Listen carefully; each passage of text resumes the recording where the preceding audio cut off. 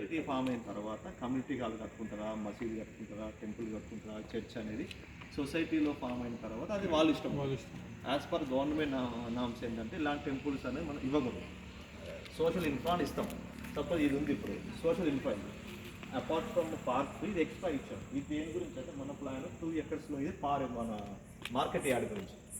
అంటే ఇప్పుడు చుట్టుపక్కల దాదాపు 100+ ఉంటాయి విలేజెస్ నుంచి వాళ్ళు మన గూడ్స్, మన ఫ్రూట్స్ కానీ వెజిటేబుల్ తెచ్చుకుంటే ఫ్యూచర్లో ఇది ఒక మార్కెట్ యార్డ్ గురించి డెవలప్ చేస్తున్నాం.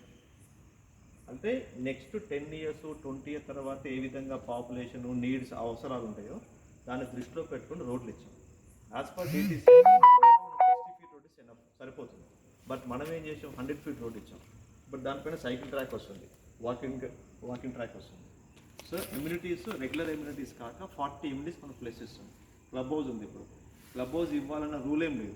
బట్ మనం ఏంటంటే ఫ్యూచర్లో పిల్లలకు కానీ మనకు కానీ అవసరాలు చాలా ఉంటాయని క్లబ్ హౌస్ ఇచ్చాం. ప్లస్ మీరు లాస్ట్లో అక్కడ ఇంకోటి వస్తుంది క్లబ్ హౌస్ 4th అక్కడ కనిపి వాటర్ ట్యాంక్, ఆ వాటర్ ట్యాంక్ రైట్ ఉంటుంది, లెఫ్ట్ సైడ్ వస్తుంది ఇంకొక క్లబ్ హౌస్. ప్లస్ phase 1లో గ్రౌండ్ ఇచ్చాం, క్రికెట్ గ్రౌండ్ గురించి 3 acres విడిచిపెట్టాం ల్యాండ్ పిల్లల కోసం. ఇక్కడ మీకు చూసుకుంటే 3 CR ఉంది, 1 acre. 3 CR ఉన్న ప్లేస్లో మనం అంత పెద్ద ల్యాండ్ ఓన్లీ ఫర్ గ్రౌండ్ కోసం ఇచ్చాం.